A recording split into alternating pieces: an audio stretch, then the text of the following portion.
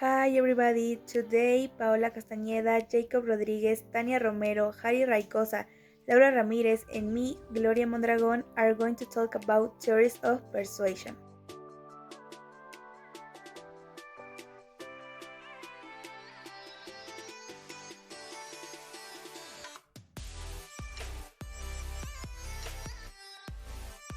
The theories of persuasion refers about information provided to influence someone, and it was created by Carl I. Hovland.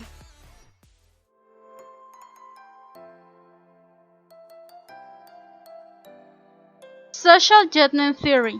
The success of a message depends on the relationship between the message and the beliefs of the recipient. This theory was invented in 1980 by Muzafer Sherif and Carl Hovland, which says that the type of a message and driving can change someone's behavior. It's their point of view, and beliefs include the attitudes of rejection, commitment, and acceptance. This theory suggests that in order to persuade someone, we must first know and take into account their interests and points of view, which can serve as a guide to know how to do it. Answer. The answer refers to the beliefs that people have. The closer the judgment is to the answer, the ideas will be assimilate, but if the ideas are far from what the other person thinks, the ideas can be comforting and they will be constructed. It can be said that the answer affects the way in which people perceive something. If they are closer to the answer, they will see it more similar than it is, and in the opposite case, when it moves away, they can perceive it even more differently. Latitude. We can classify the attitude of people into three categories. Latitude of acceptance. Are the ideas acceptable to a person? Latitude of rejection. They are the unacceptable ideas of a person. Latitude of non-commitment. The person doesn't have an opinion but ideas, so they do not accept or reject them. Now, how to put the theory of social judgment into practice? We need tests. It's important to know the person we are trying to convince, to know how to do it, and we can help ourselves with a test that guides us and includes different points of view.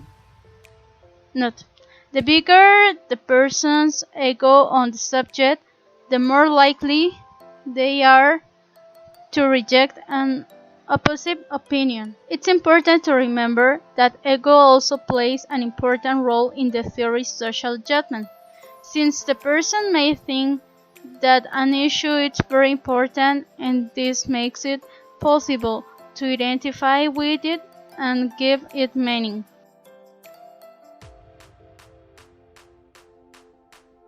Is Muzafer Sherif. He was born in July 1906 in Özdemir, Izmir, Turkey. He was the founder of modern psychology. He wanted to understand the social process, norms, and conflicts. His major contribution to psychology was demonstrate mental norms created by humans, realistic conflict theory. Here I'm going to show you an example.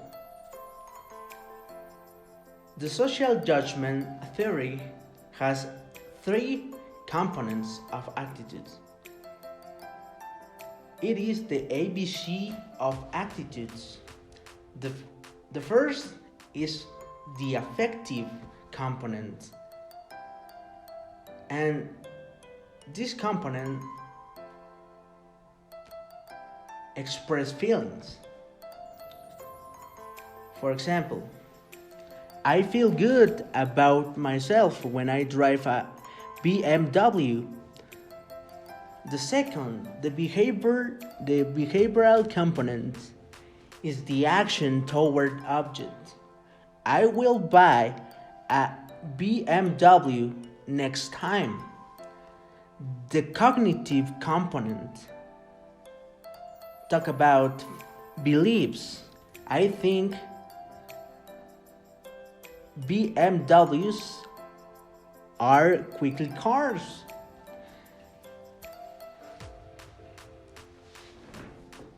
Here we have a short explanation. The effect is the way a consumer feel emotion about attitude object. The behavior is when a person's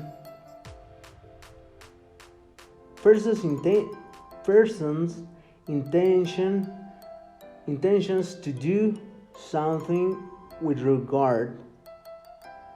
And finally, cognition beliefs a consumer has about attitude object.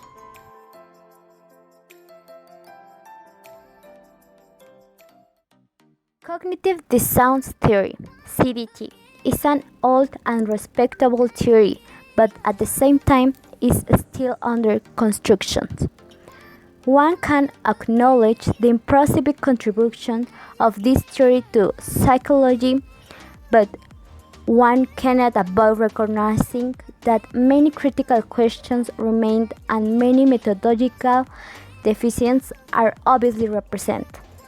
We expose what we consider major flaws in the theory, which are mainly concept shortcomings and need for stricter operationality. Because a better understanding of the methodological flaws is important to future theoretical progress, we suggest some ways to address these shortcomings. Our essential take-home message is first to focus on operation restrictions for the typical elements of CDT, that is the inconsistent, the dissonance state, CDLs, and the regulations strategies. In addition, to investigate effort in systematical and standard operations of this concept, the examinations of the whole model could apply improve the theory and understanding the human psychology. Finally, looking on the bright side, social psychology isn't suffering a decade of crisis. It's only leading the way for the next generation of research who will take steps to move the discipline towards strange and more reliable knowledge about the human mind. As a final word, as a fervent supporters of CDT, we affirm that it's definitely an elegant theory. However, science shouldn't concern itself with the gracefulness of the theory, but only about the solidity, the evidence supporting, and its falsifiable.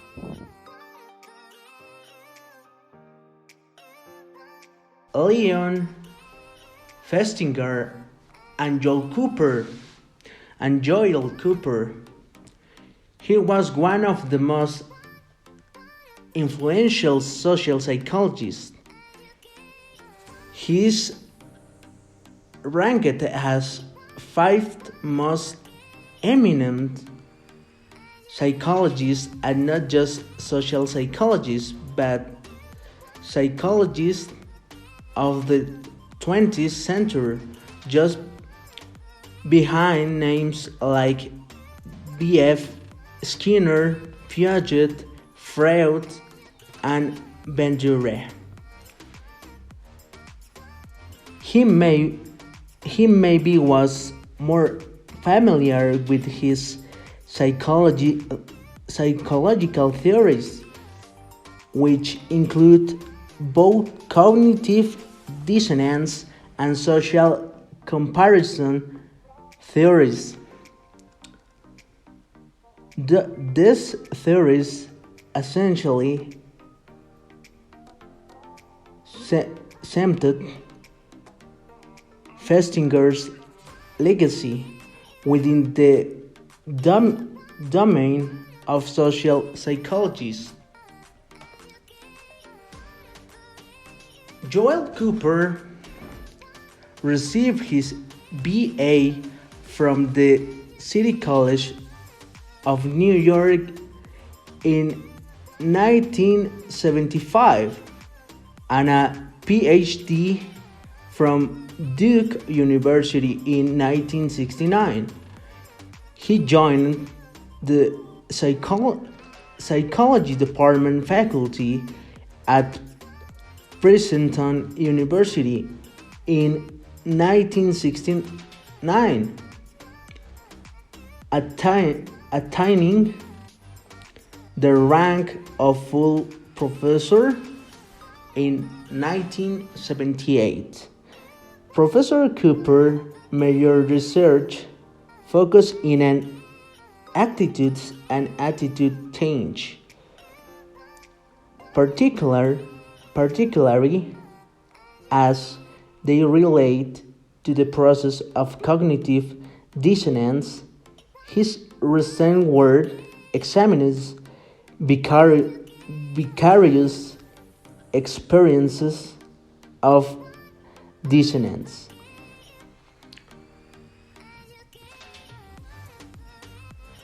Now, we have an example of cognitive dissonance theory. Smoke is bad for your health. Is the cognitive dissonance, I am a smoker, remove dissonance tension. Smoking is bad for your health. I quit smoking. Research is inconclusive. I'm still a smoker. With this example, the importance of this theory is looks at how people judge incoming messages and how it affects their attitude towards about those messages, and identify factors that affect basis and explain tactics for persuasion.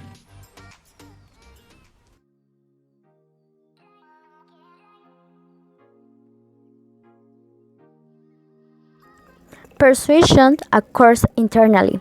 You can persuade someone who trusts you by applying with a convincing argument, backed up with solid facts, accessing emotions. However, nobody can hope to persuade anybody with 100% guaranteed success. You can only design for persuasion. Ultimately, that audience member of user has to persuade himself or herself of the validity of your designed message. This is here the elaboration likelihood model (ELM) comes in. Sicapo and Prairies elaboration, the ELM seeks to explain how people process stimuli and how attitudes they develop from this influence their behavior faced with a persuasive message. An audience will process it using either a high or low level of elaborations. The former is called central rote processing and takes a greater effort and cognition. Low elaboration of perishable rote processing means the opposite. Typical how motivate the user in achieving a goal or a design will decide which route of processing he or she takes, although both are often using some combinations. In UX design, we structure the visual material accommodated from our target audience, but the informed motivated user, the user who has only basic idea of what he or she wants, letting them easily navigation and filter to those selections before making calls to action. The former will this has such data is reviews and technical specs before arriving in informed decisions. The latter, less motivated, are more likely to notice enticing parts than the message meet. User-centered design means explaining what users want to achieve or our content and the accessing but types via informative text and a good-looking, easy-to-use design. As the influential American literary theorist Kibbe worked noted, it's important to give them the raw material to persuade themselves.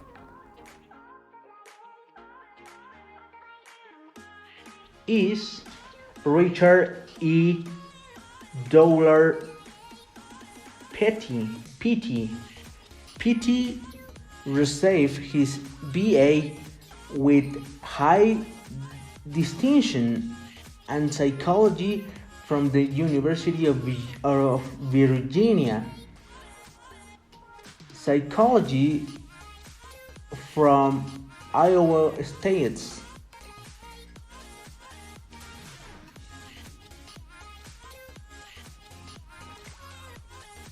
PT research focuses broadly on the study factors responsible for change in beliefs, the implication of the elaboration likelihood model is understanding prejudiced consumer choices, healthy behaviors topics.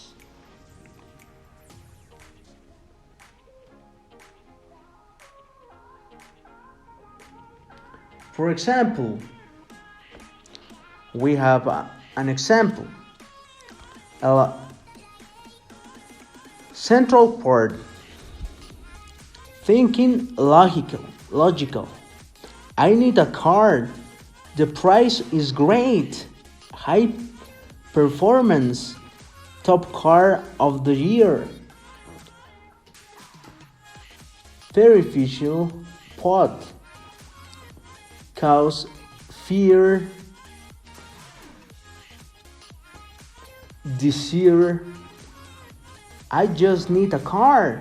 Sexy girls, I can pay. This is the car for me?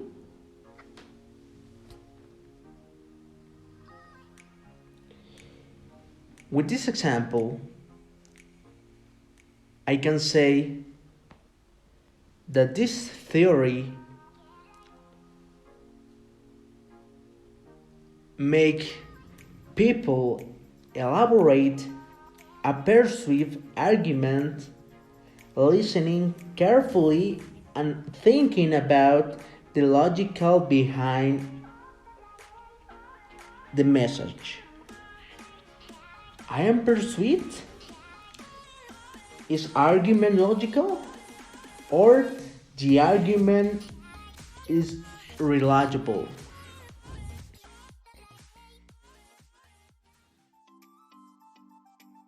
For the activity, you just have to answer the next questions.